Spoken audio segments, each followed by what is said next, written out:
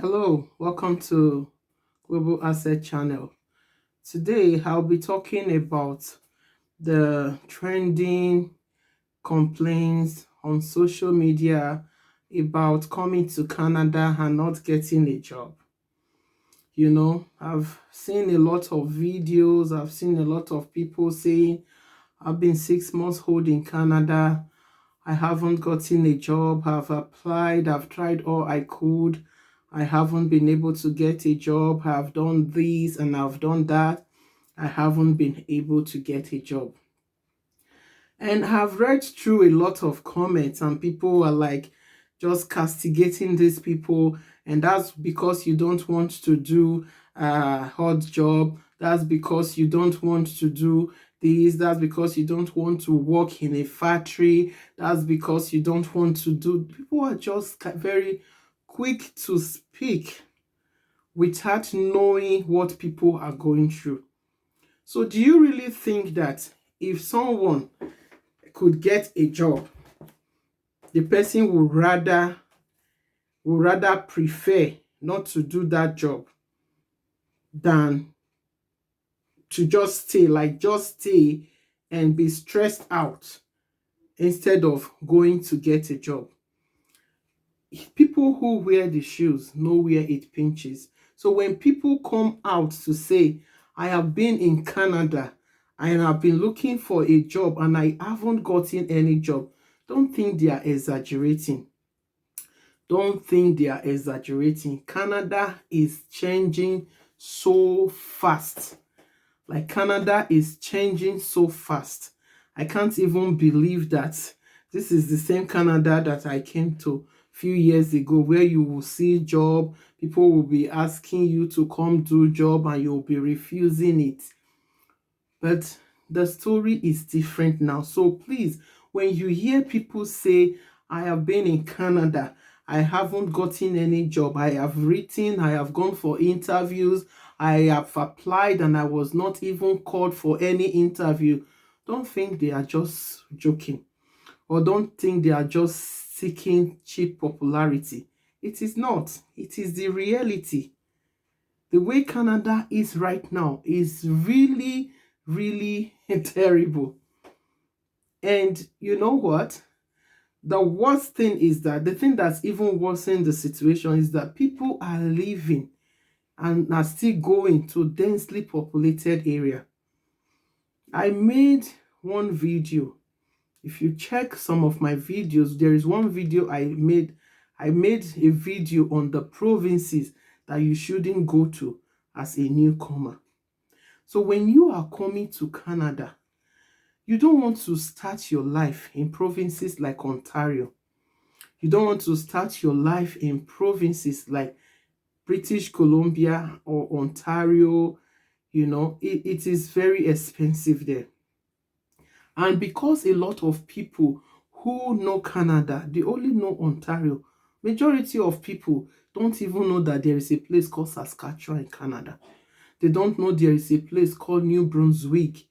They don't know there is a place called Newfoundland and Labrador.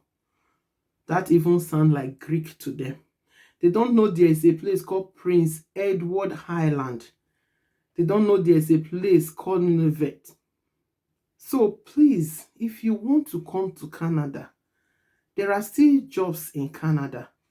The only thing is that you chose a province that is overpopulated.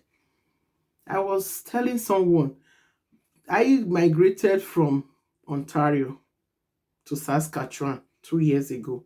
And did I regret it? No, I didn't. The only part I regret is that the availability to African food is not as much as it is in Ontario. I miss that bit.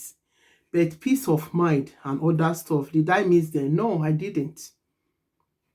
Because Ontario is overpopulated. If you are coming into school, if you are coming to study in Canada as an international student, please choose places like Saskatchewan. And if you want to choose Saskatchewan, try not to go to Saskatoon or Regina, because they are getting populated now too. Look for the interior part of Saskatchewan. and look for schools there and attend those schools. Your life will be better off. Your life will be better off. You won't be looking for accommodation the way they are looking for accommodation in Ontario. I still belong to my Ontario family group. I miss that bit of it too. Anyways, I miss my Nairo family. Nairo just means Nigeria in the region of Waterloo. Nigerians in the region of Waterloo.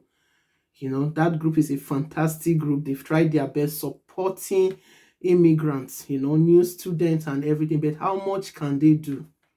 How much can they really do? I think that group alone is over 4,000 plus now. 4,000 over, if not more than that now.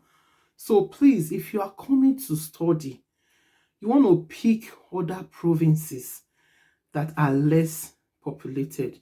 You want to choose province like Nova Scotia. You want to choose province like Newfoundland and Labrador.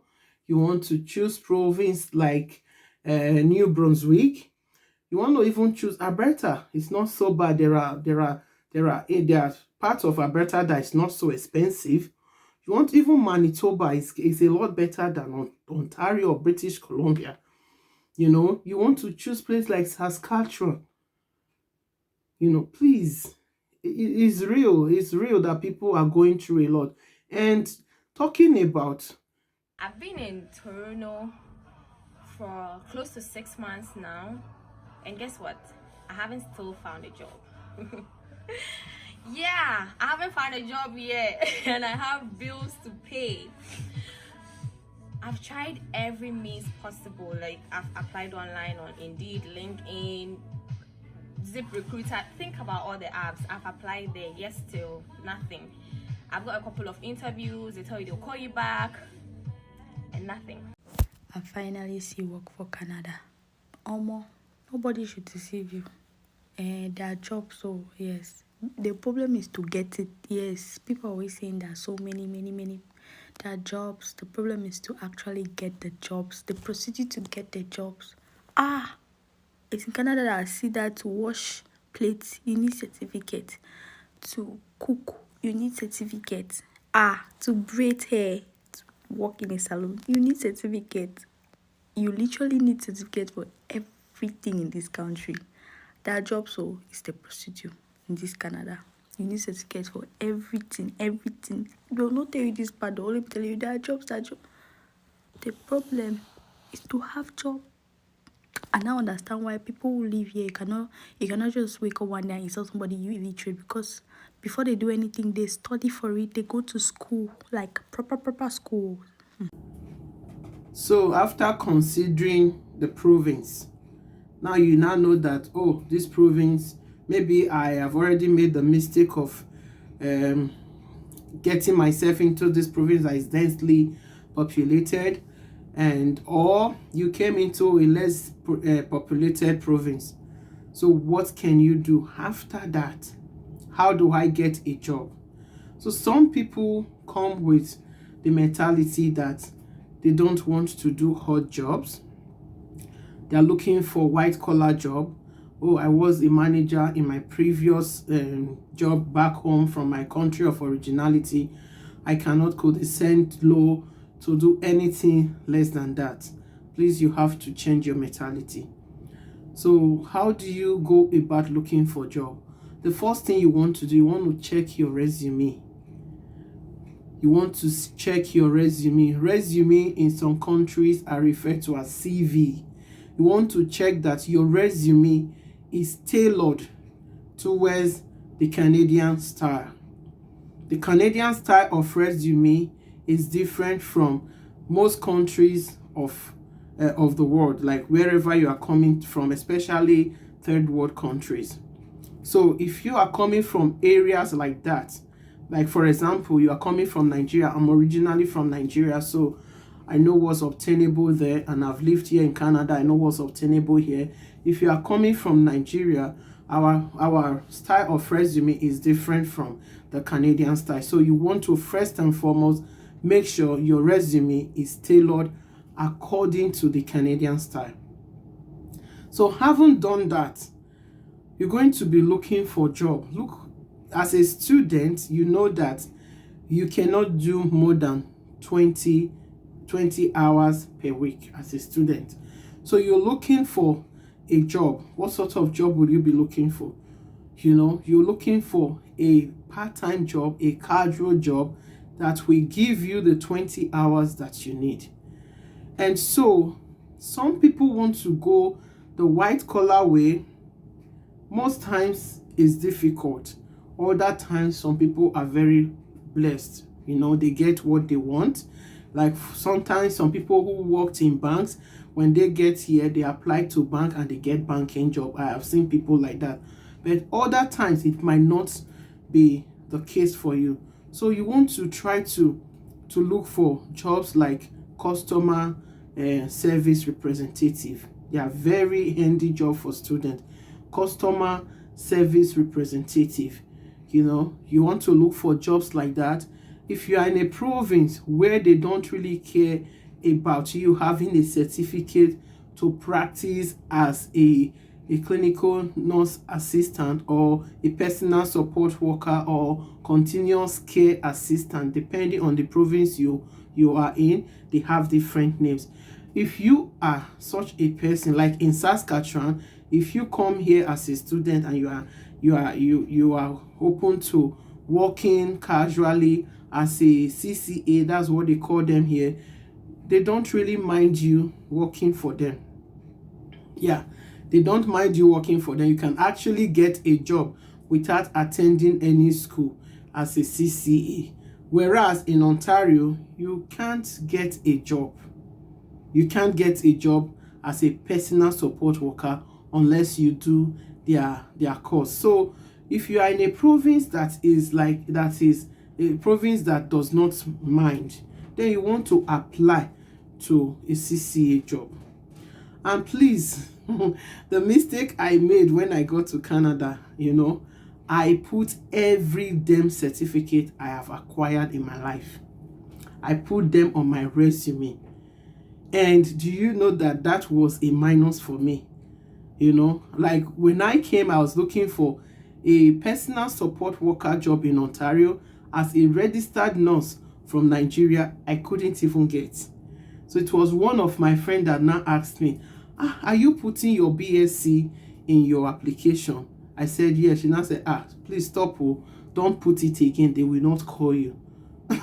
So if you have a certificate that is higher than the job you are applying to, please don't put that certificate. The reason is this: some of the managers you are applying to, they don't even have a diploma. Some of them don't have a diploma. Some of them are just there because of their long years of experience in that office.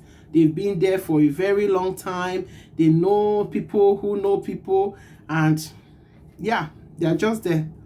They promote them, and that's why they are there. Some of them don't even have diploma. They don't even have a degree. So now you are coming with a master's and you are putting the master degree on your resume. They will not select you for interview, because the question is, this person is too qualified. Is this person coming for my job? Then another thing is this: if you have the money, security job, a woman can do a security job here. A man can also do a security job. So security job is not for any sex in Canada. No, there is not for any gender. If you are a female, you can do security job. If you are a male, you can do security job. So what you just have to do is to apply to these companies. There is a board that do licensing for security. Apply to them. Once you apply to them, then you will now do some courses with them. You know, once they do that course, after that course, you do some exam or test, and then once you pass it, they give you a license. So if you work, if you are looking for a job as a security officer, it's rare that you will not get that job. Another thing is, like, you can also apply to Walmart. Walmarts are always looking for. Apply to grocery shops. You know that you want to be a cashier, you can apply to them. There are so many places that are also looking for for people to work in their grocery shops. So these are some places you can apply to. I know people are saying that you can do under the table job, you can do odd job. You have to be very careful with this too, because a lot of people take advantage of students.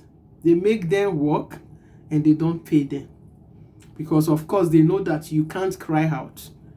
You cannot cry out. Who are you going to report to that you are doing a job that you were not supposed to do in the first place? So in doing odd job, or all those under the table job as they are called, you have to be very careful. You have to know that the person you are working for is a trustworthy person, so that the person does not take advantage of you. Another thing is, try to connect with people. Try to connect with people. If you know anybody in Canada, connect with the person. Information is the key. Connect with the person. Look for a group that is from your own culture. Look for a group that understand the same thing that you understand. Look for a group that we understand your language, that will understand your pain, that will understand your suffering. Look for that group and connect to that group. Ask questions, reach out, let people know that you need a job. So I thought I should drop this here, because a lot of people have been saying that, these people should stop lying. Why are they discouraging people from coming to Canada? No, nobody is discouraging anybody to come to Canada. You can hear it from the immigration ministers themselves. You know, all this changing of immigration laws, changing of capping of student visas, capping of work permit, is just because of the negative effects that they are experiencing from overcrowding. So it is no joke when people come here to say, be very careful what you do. Canada is changing. Canada is changing. They are not just coming to say it to discourage anybody. Nobody is here to discourage you. We are just here to guide you, to tell you this is what is happening, so that you will be well prepared for what you are coming for, so that you understand the situation. Because a lot of people come here with high hope. A lot of people come here, their hope is so high, their expectations are so high, and by the time they get here and see the other side of Canada, they become so devastated. And some of them they've actually run mental. Some have lost their mind because of the shock they saw from Canada. So please be prepared. Canada is a blessed country. I can't regret coming to Canada. So why would I discourage anybody from coming? The only thing I am advising people about is try to make research. If you are going to come for school, please look for a province that is affordable. A province that will not stress you beyond your limit. Please, please, and please. Nobody is discouraging you. The reason for these videos is just for you to get acquainted, get prepared, and come to Canada. I look forward to seeing you in Canada someday. It is my prayers. It will be my joy for you to say, I watched your video and I listened to it, and it has helped me to make informed choice. That's my reason. So I'm not here to discourage you. I'm here to tell you, please be prepared. Things you hear on social media, things you hear on YouTube, TikTok, Instagram about Canada, some of them are true, some of them aren't true. So make your research to know which is true and which isn't. Thank you for watching. I'm going to draw the curtain for today here, and I look forward to seeing you in my next video. Drop comments, ask questions, like, share, watch, and comment. If you're coming to school here and you need guidance, put it on the comment section. I'll be more than happy to direct you for free. Yeah, you heard me, for free. I'll be more than happy to direct you for free. So keep watching, keep sharing, keep liking, and I'll see you in my next video. Thank you. Have a good one. Bye.